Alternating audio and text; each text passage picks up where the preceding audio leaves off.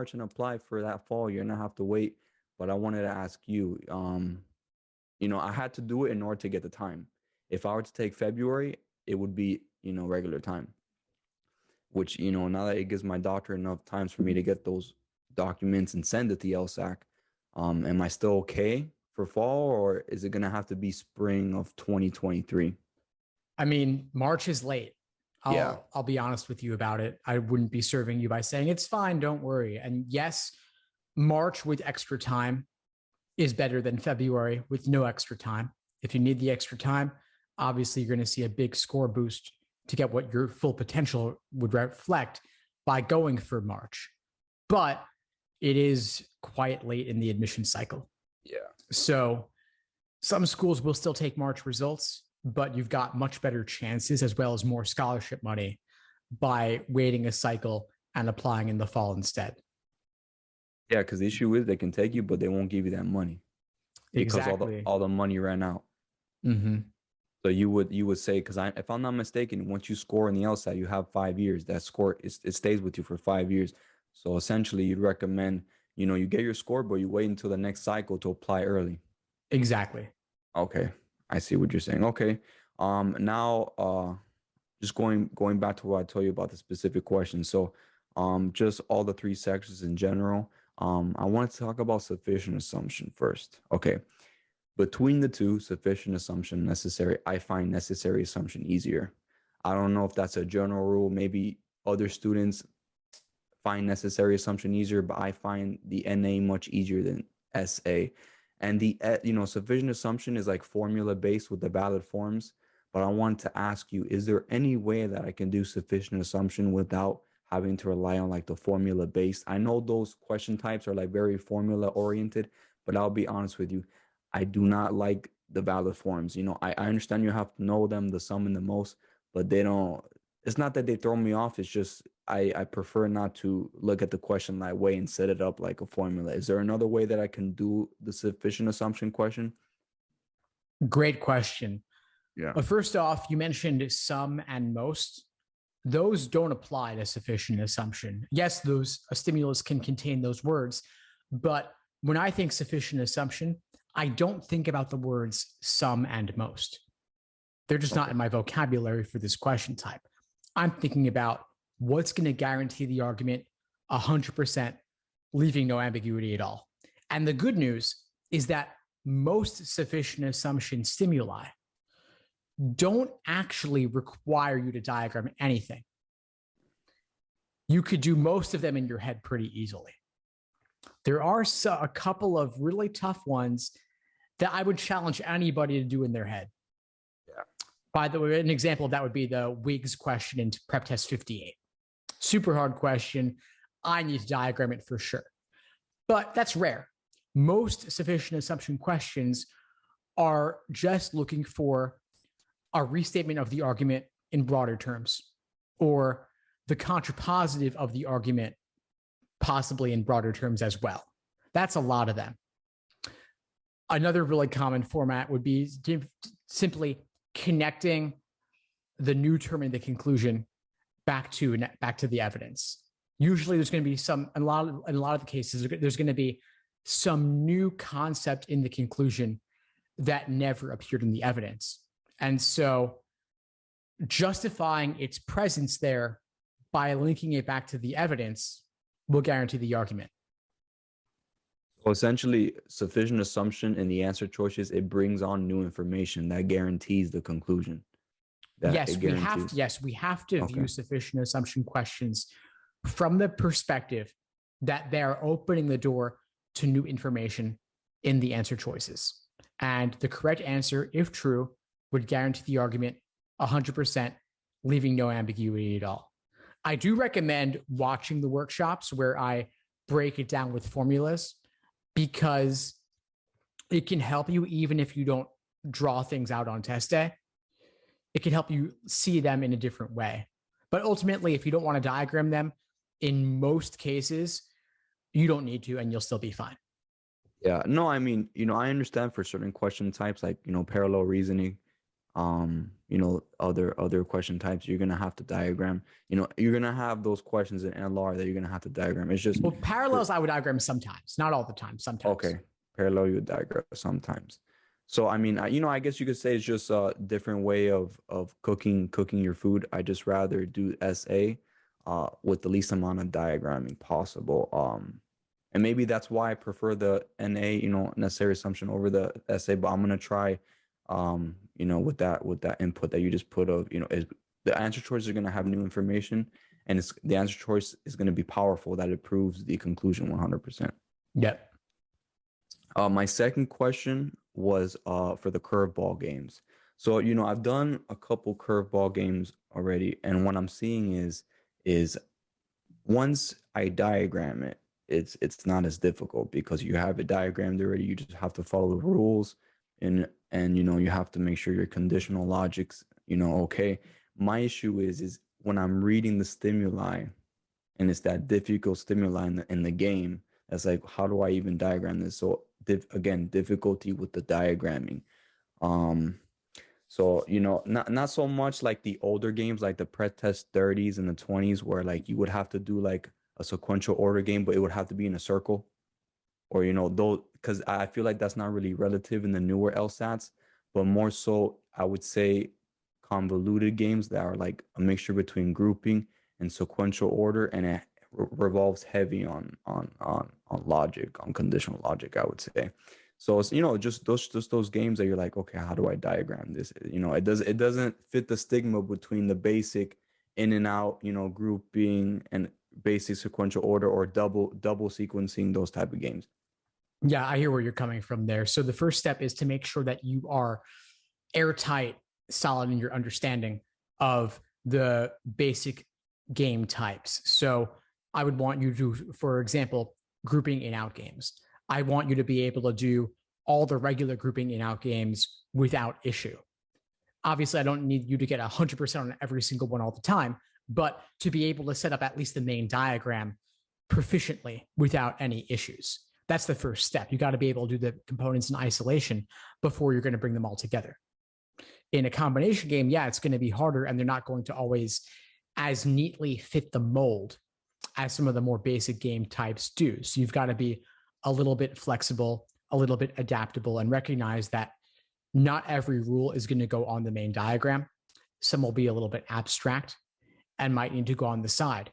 Some of them can't even be diagrammed in a symbolic way, but you're just going to have to write down a few words to represent what that rule is actually saying, especially in what I would call the curveball games, which may not even have a grouping in-out element or a sequential element, but might be more like a pattern game. Those might contain only 2 or 3 rules, and you have to hold one of them in your head. And then just make sure you understand it thoroughly so you can apply it consistently. So I mean, because the issue with those games, to me, there's a lot of ambiguity, and when there's a lot of ambiguity, it's like, okay, how do I start this? Yeah.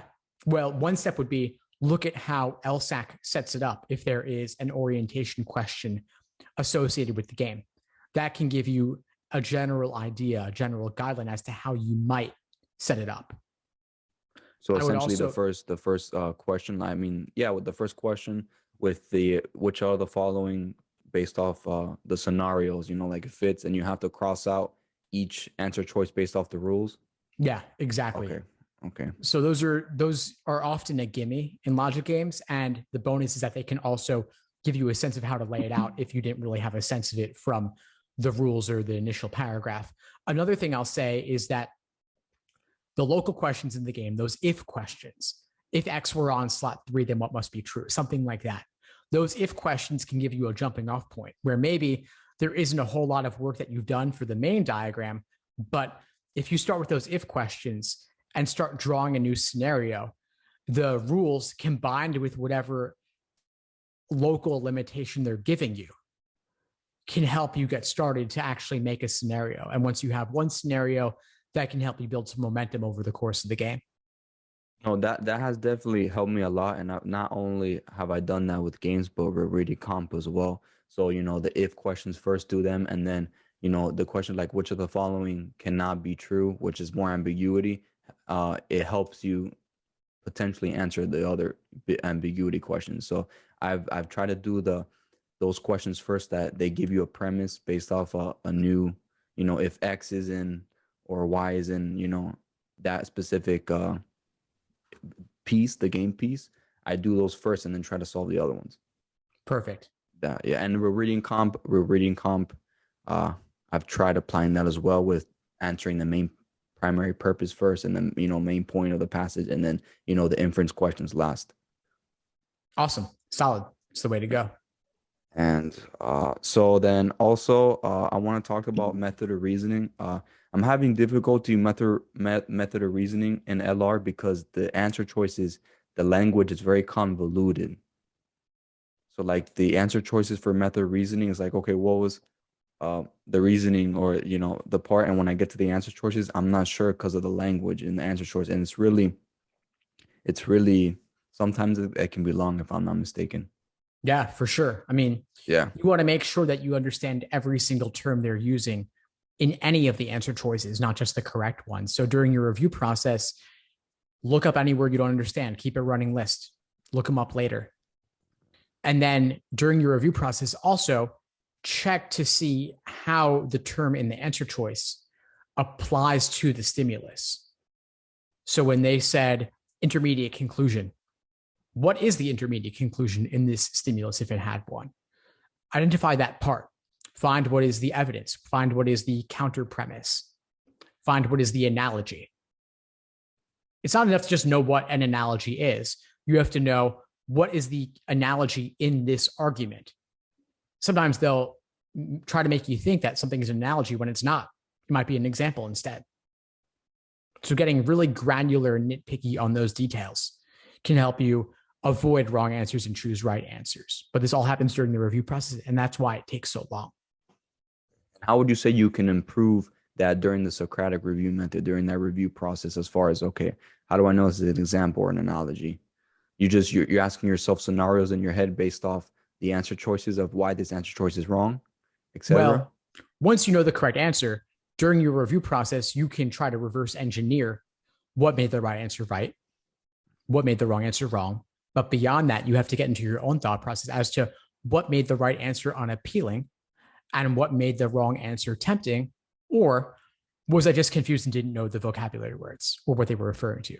And if that's the answer, then you've got to look up definitions. You have to slow down, maybe look at an explanation, maybe watch one of the previous class recordings covering that problem, or bring your problems to class, ask your questions there, discuss it with others in the study groups. You don't have to do it all alone. You may not have all the answers yourself, but you should try yourself at least at first, and then look for support when you need it. Thank you very much. That was help clearing up as far as looking up the words. And then lastly, for most strongly, MSS, most strongly supported, I have difficulty sometimes with narrowing it down to one answer choice. I always have two answer choices for most strongly supported. I'm between two, and I know, for example, for most strongly supported, you can have all the answer choice that support it, but there's that one answer choice that supports it the most. Great question. Okay, I think that's my question, narrowing it down for most strongly supported. All right, so most strongly supported.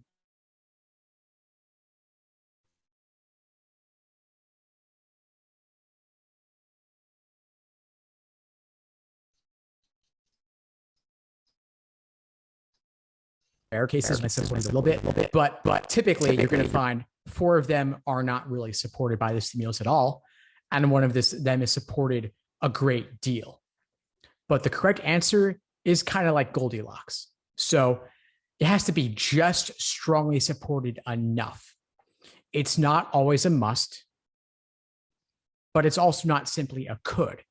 It is something that is strongly suggested by the stimulus, something we could reasonably assume that the author would agree with. It's not always 100% guaranteed. I think of it more like it's 90% guaranteed or 95% guaranteed. Like, you wouldn't bet your life on it typically, but you might bet $100. Okay. I like that analogy. That's a good analogy. That could, so that way I can see it in that spotlight. Okay. And then for reading comp, just before I ask my last question, as far as for uh, a little more guidance for a plan, study plan. I've even though I've read some of the study plans that you have for 1 month, 2 months, etc. for reading comp, just the same thing. So like for example, uh if I grasp a passage, there's some questions that I have difficulty with answering because I'm not sure what they're I know what they're asking, but I'm not 100% like I know what to look for. So like the offered, for example, the author of the passage would most likely agree with, and then they give you the convoluted language for the answer choices. I've noticed I get confused with that question type. The primary purpose as well, not the main point. The main point I'm able to grasp once I grasp the passage, but I would say primary purpose of the passage, and then the author will most likely agree with blank, and then they give you the answer choices. Okay.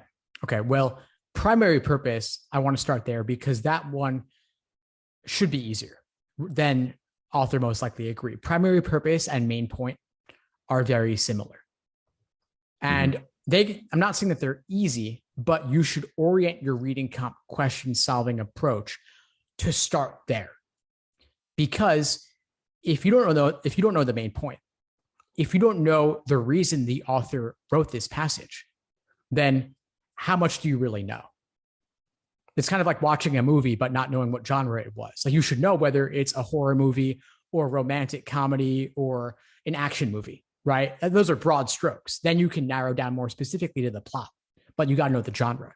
Similarly, for reading comp, we want to know, why did the author sit down and write this? What is the major thing they're trying to communicate? If they could leave you with only one thing, one idea, what would that be? So I want you to approach the main point, primary purpose, like it was a logic games orientation question. Start there, use it to ground yourself. And unlike logic games, you can go into reading comp main point or primary purpose with a prephrase, an idea, a prediction. How do you articulate the main idea? And then look for LSAC's description of it. If that can guide you a little bit, you should at least be able to knock out 3 of the choices. And then out of the remaining 2, in a lot of cases, the tempting wrong answer will be something that is technically true, but is not the main point, or is not the main reason why the author wrote this. It might have been a side detail, or might have been limited to only 1 paragraph out of 3 paragraphs. Definitely. I like that orientation example, where you can see if the author wants you to take away with one thing, and based off that one takeaway, if it doesn't match the answer choice, you can cross it right away and then narrow it down. That's definitely a good ideology. I appreciate that. And then yeah, no, just finally, I wanted to ask you as far as for an ideal plan based off. One more thing before the ideal plan. You also mentioned the inferential questions. Author most likely to agree. I want to make sure we cover that too. Oh, yes, I'm sorry. Yes, I forgot about that. The author would most likely agree with. So sometimes with those questions, I think I get them wrong because I have an understanding of the passage, but it's not 100%, So it's you read a passage, or like you said, you watch a movie, you basically understand the basis of the movie, but you didn't grasp the movie 100%. So I guess that's my takeaway as far as maybe why I'm struggling with the author would most likely agree with. Yeah, sure. So the author most likely agree with, just to continue this movie analogy, this could be a minor subplot that you didn't care about at all, with a minor character that you didn't care about at all. But it happened for 3 minutes out of a 2-hour movie or more. And you have to go back and rewind and catch it. You have to scan back through the whole movie for that one little thing that was an aside. And if you'd gone to the bathroom and came back, you wouldn't have even missed anything. Yeah. Or felt like you did. These questions can be like that sometimes. You never really know what they're going to be. I mean, if they say the author would most likely agree with what, there's a million things they are likely to agree with. So you can't prephrase this. Instead, you've got to likely work more by process of elimination. And then see, for each choice, do I remember that happening? If the answer is maybe, then that's when you go back and look. So you don't have to go from A to E. If C is a maybe, start with C and scan through the passage looking for what might have referenced choice C or supported choice C. You can also use Control F or Command F to find keywords more quickly. It's not always going to give you the answer, but it can definitely help. So I would test that out. And make sure during your review process that you always can find specific support in the text for those correct answers. It's there. It might be buried. It might be paraphrased. It might be referred to in the negative. So, for example, if John only works Monday through Friday, we can infer he does not work Saturday or Sunday, even though the words Saturday and Sunday don't appear in the text. It's implicit. It's implicit. It's harder to spot on a scan, but it is still technically something we can infer based on the passage text. So essentially, like, if the answer choice has an analogy, but not the same exact analogy, because, it's obviously different. You go back to the passage and you try to find an analogy or something that the author agreed with that he used to see if it's similar. It may or may not be an analogy, but you want to look, you have the right idea. You want to look for some sort of example supporting that choice. Some sort of an example supporting it. Okay. A detail could be a single sentence in the entire passage, but that single sentence gives us a hint as to the author's opinion. And then we can reasonably assume or reasonably infer what they would most likely agree with going forward. Okay, I see. So it could be some sort of example, and that could show his opinion, etc. And then that example can be something that the author agrees with in the answer choice. Yeah. Okay. Great. Yeah. No, I think those were perfect. I think those were the issues that I had before I wanted to ask you, just regarding based off everything you've heard, and ideally to make some type of realistic plan based off what I told you for March, and just follow the process and trust the process, and definitely keep using the program. I like it a lot. I haven't finished all the workshops, but I plan to, and keep using it. I enjoy it. Yeah, awesome. Well, I'm glad the program is helping you, and I'm glad that you're allowing time. We're aiming for March now, speaking in mid-January. You've got about 2 months. And so there's a lot you can do in this time. I would say that you already at this point, it seems like you have a pretty solid foundation and familiarity with different sections, different question types. You've clearly been putting in the work. I'm sorry to cut you off. I also don't want to give you the wrong impression. I've gone through the question types, but there's also some questions I feel like I haven't done enough compared to others. You get me? So Yeah, like, for example, totally. I've done a lot of necessary assumption, but maybe I haven't done enough of method of reasoning. Like Right. there's some questions I've done not as much. All right. Well, the first step is then fill in those gaps. Review the question types you don't feel as confident in. Watch the foundational videos covering those types. Watch the workshops covering those types. And then drill some questions of those types. That's the first thing. Maybe you spend another week or two on that specifically. And then, because March isn't that far off, I would start doing at least one full-length practice test a week and review it in depth. So take the next week, review any weak areas that you're aware of, watch the foundational and workshop lessons covering those types. After you've done that, start up with the full-length exams and reviewing those in depth. Also, the classes. Show up to the live classes. We have live classes Monday through Thursday every single week. There's classes and study groups you can attend before and after. You don't have to attend all of them, of course, but if you're working on logical reasoning that day and logical reasoning happens to be the class tonight, if you're available, I would attend. Bring your questions, ask your questions, work through problems with others, especially as you're reviewing. Perfect. Thank you. I definitely appreciate that. I've joined 2 classes, I believe, right now, but I just want to let you know, starting and as the LSAT date gets closer, because this is a family business, I'm going to be able to mitigate and go from 3 days out of the week working to 2. Nice. To have more time working. And I'm thankful, that I'm able to do that. So I think that's gonna give me a huge gap as well, as far as being able to cover the weak areas and show more often up to live classes. But I do like the one full length practice test a week. I wanted to ask you, as far as for blind review, because I know that's where it grows. How long would you say it takes to blind review a practice test in depth fully? Is it take 2 hours, 3 hours? I mean, I've even heard people that it takes them a whole entire day, like up more than 4 hours, obviously within breaks, um, to blind review a whole exam. It could, where the review process takes a long time when done properly and done fully. So that's why I'm saying, given that you work with the family business, I wasn't going to say 2 exams a week because then you may not have enough time to review them all thoroughly and work on weak areas as well. So yes, it can take 4 hours. It can take a day. Part of it depends on how many questions you get wrong, how many questions gave you difficulty, and then how thoroughly are you reviewing each question. You'll see in my classes, for example, I'll spend an entire hour reviewing one passage in depth and might not even discuss the questions. For logical reasoning, once I spent two classes where I focused on one question. So you can go deep with it. You can analyze questions or passages from a variety of different angles. You don't have to do that every single time.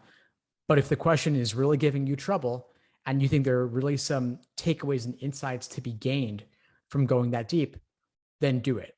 Obviously, you don't have 50 years to do this. There are trade-offs you have to make. But for questions you get wrong and have difficulty with, it's worth taking some time. Okay.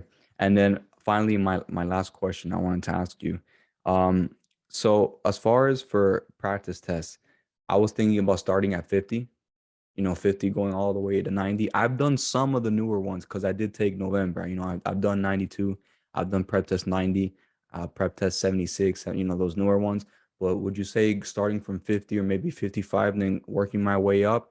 And then would you say, do I have to do all the games from prep test 1 to 30? Because when I was on 7 stage, I mean, I still have that program to cover all the games that it has. And everyone says on that community says that, oh, if you do games 1 through 30, it's going to give you a solid foundation. But like I told you, and you're aware, some of those games are fairly old and they don't apply to the newer versions. It's a good question. I mean, again, there can be trade-offs. You only have so much time. You've got to budget it accordingly. Okay. There's definitely benefits to be gained from doing all those old games, but there's also a lot of benefits doing more recent exams as well. So you kind of have to pick and choose where to allocate your time. And that's why, again, I'm saying 1 exam a week, not 2 exams a week for you. And you do these older games or do some older logical reasoning or whatever you need a little bit on the side in addition to those full-length exams. And then anytime you can get away from work to devote to the LSAT will definitely be to your benefit as well. Apologies, I have to sign off in a moment. I have another call waiting for me. No, no, absolutely. I mean, you've been more than enough because honestly, I'll be honest with you. I want to take this March and that's it. I'm done. This has been honestly over a year and something journey now. I mean, since the beginning of the pandemic. I mean, I started studying my diagnostic like March of 2020. So it's going to be 2 years pretty soon, if I'm not mistaken. So that's like I want to. That's it. Go, go all in and get it over with and enjoy the fruit of the labor in the long run and just get started with law school, I should say. So For sure, JC. Well, it's great to meet with you again. I'm impressed by your dedication. You're clearly putting in the work. I have no doubt you'll get a great result. And reach out if you need anything. I'm here for you. thank you so much, Steve. I appreciate it, and you have an amazing day. You too. Take care. Bye. Thanks for tuning into the show. Please subscribe if you haven't done so already to be notified of new episodes as I release them. And feel free to reach out if you need anything at all as you move forward with your prep. I'm happy to help however I can. In the meantime, I'll wish you all the best and take care.